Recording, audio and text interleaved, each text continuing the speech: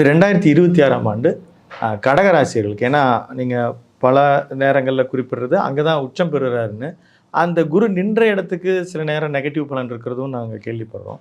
அப்போது கடகத்துக்கு எப்படி இருக்குங்க? கடகராசி வந்து ஒரு 4-5 வருடமாக ரொம்ப கஷ்டப்பட்ட ராசிகளில் கடகராசியும். ஏன்னா அஷ்டம சனி, கடகத்துக்கும் சிம்மத்துக்கும் மட்டும் இந்த அஷ்டம சனி வரவே கூடாதுன்னு சொல்லுவாங்க.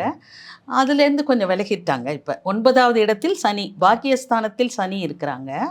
பாக்கியஸ்தானத்தில் சனி இருந்தாலும் கடகராசிக்காரர்களோட பெரிய சந்தேகம் என்னன்னா, ஏதோ 9க்கு போனோன்னா ரொம்ப நல்லா இருப்போமேன்னு சொன்னாங்களே, அப்படி ஒன்றும் தெரியலையே. ஓரளவு பிரச்சனைகள் குறைந்திருந்தாலும் கூட அவங்க எதிர்பார்த்த அளவுக்கு வெற்றி கிடைக்கலையேங்கிற ஒரு ஏக்கம் அவங்களுக்கு நிச்சயம் இருக்கும். அதுக்கு காரணம் என்னன்னு கேட்டிங்கன்னா, அந்த குரு 12ஆம் இடத்தில் இருந்தது தான். அவங்கள பொறுத்த வரைக்கும் குரு 12ஆம் இடத்திலிருந்து கொஞ்சம் தன வரவெல்லாம் கொஞ்சம் பிளாக் பண்ணியிருக்கோம். இப்போ அதனால என்னன்னு கேட்டிங்கன்னா, சனியோட பார்வையை நீங்கள் ரொம்ப நல்லா கவனித்தா, சனி இருக்கிறதும் சரி, பார்வையும் 3, 6, 11 இந்த இடங்களில் சனி பார்வை விழும் பொழுது மிகப்பெரிய வெற்றி கிடைக்கும். இப்போ சனியோட பார்வை கடகராசிக்கு நீங்கள் பார்த்தீங்கன்னா 3ஆம் இடத்துல விழும், 6ஆம் இடத்துல விழும், 11ஆம் இடத்துல விழுது. 3ஆம் பார்வை, 7ஆம் பார்வை, 10ஆம் பார்வை. இந்த சனியின் பார்வை படும் இடங்கள்லாம் ரொம்ப பிரமாதமாக இருக்கிறதுனால இவங்களுக்கு இதுமே வெற்றி நிச்சயமாக வரும்.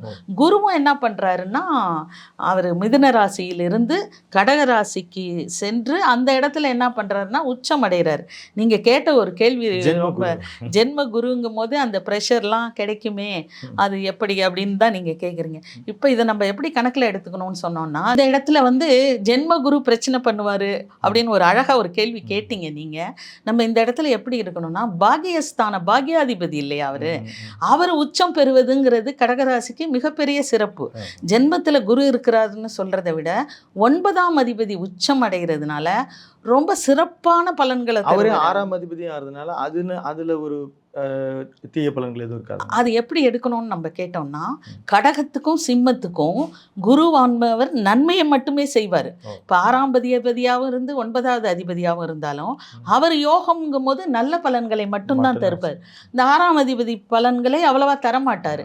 ஏன்னா கடகத்துக்கும் சிம்மத்துக்கும் குரு ரொம்ப முக்கியமான யோகாதிபதி. அதனால் யோக பலன்களை தான் தருவார். பார்வையை பாருங்களேன், அதுவே தமிழகம்னு நான் சொன்னேன். அந்த இடம் அவங்க பார்வை ரொம்ப சிறப்பான பார்வை. 5ஆம் இடம், 7ஆம் இடம், 9வது இடத்துல பார்வை விழும். 9வது இடங்கும் போது அங்கே சனி இருக்கிற இடத்துல ஏற்கனவே அது வந்து பாக்கிய சனி. இந்த குருவோட பார்வை சேரும்பொழுது மிக சிறந்த வெற்றியை கொடுப்பாங்க. இப்போ இந்த கடகராசின்னு சொல்லும்போது அது நிலவோட வீடு, சந்திரனோட வீடு. 5ஆம் இடம்ங்கிறது காதல் உணர்வை சொல்லக்கூடியது. 7ஆம் இடம் திருமணம், கூட்டு இதெல்லாம் சொல்கிறது. 9ஆம் இடம் பாக்கியஸ்தானம்.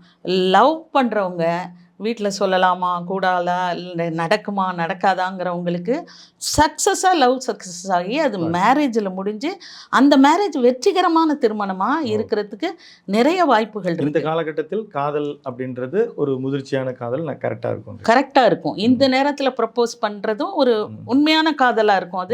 அது கல்யாணத்தில் முடியும், அது வெற்றியில் முடியும் அப்படிங்கிறதெல்லாம் நம்ம பார்க்கலாம். 7ஆம் இடத்தை பார்க்கறதுனால திருமண வாழ்க்கையில் ஏதாவது பிரச்சனைகள் இருந்தால் தீரும். இந்த கூட்டணி, அரசியல்வாதிகள் கூட்டணி இருக்குது பாருங்கள், அது பலப்படும். கூட்டணி கட்சியெல்லாம் கொஞ்சம் அப்படி தடுமாறாமல் இன்டாக்டாக இருப்பாங்க. அந்த மாதிரி நல்ல பலன்களை கடகராசி இனிமேல் தான் பெற போகிறாங்க. கடகராசி அரசியல்வாதிகளுக்கு எப்படி இருக்கு? அதான் அரசியல்வாதிகளுக்கு இந்த கூட்டணி கட்சிகள்லாம் கொஞ்சம் ஃப்ரெண்ட்லியாக இருப்பாங்க, இன்டாக்டாக இருப்பாங்க, வெளியில் போக மாட்டாங்க. இந்த அரசியல்வாதிகள் வந்து ரொம்ப நாளாக முடிவெடுக்க முடியாமல் தடுமாறிட்டு இருக்க முடிவுகளை சரியாக எடுப்பாங்க. அந்த முடிவுகள் அவர்களுக்கு வெற்றியை கொடுக்கும். நல்ல வெற்றிகரமான ஆண்டாக இருக்கும். அரசியல்வாதிகளுக்கெல்லாம் வெற்றிகரமான ஆண்டாக இருக்கும். எலெக்ஷன்லாம் வரப்போகிற இந்த நேரத்தில் அவங்களுக்கு அந்த கூட்டணியெல்லாம் சரியாக அமையும். 7ஆம் இடம்ங்கிறது கூட்டணி, கூட்டாளி அப்படி தானே சொல்கிறோம், சமுதாயம், ஓட்டர்ஸ், இதெல்லாமே வெற்றிகரமாக அமைஞ்சு நல்ல ஒரு வெற்றி வாய்ப்பை தரும் அரசியல்வாதிகளுக்கு. பொதுவாகவே தமிழகமும் இந்த கடகராசிக்காரவங்க ரொம்ப பிரமாதமாக இருப்பாங்க. இந்த ஜூனுக்கு பிறகு சிறப்பாக இருப்பாங்க. இவர்களுக்கு வந்து பெரும்பாலும் எனக்கு இருந்த ஒரு சந்தேகங்களை கூட நீங்கள் நிவர்த்தி செஞ்சு அழகாக சொன்னீங்க. அவர்களுடைய பலன்கள் மேலும் மேம்படுத்துவதற்கு அவங்க என்ன பரிகாரம்? எப்போவுமே நான் கடகராசிக்கு சயனகோல பெருமாளை வழங்கணும்.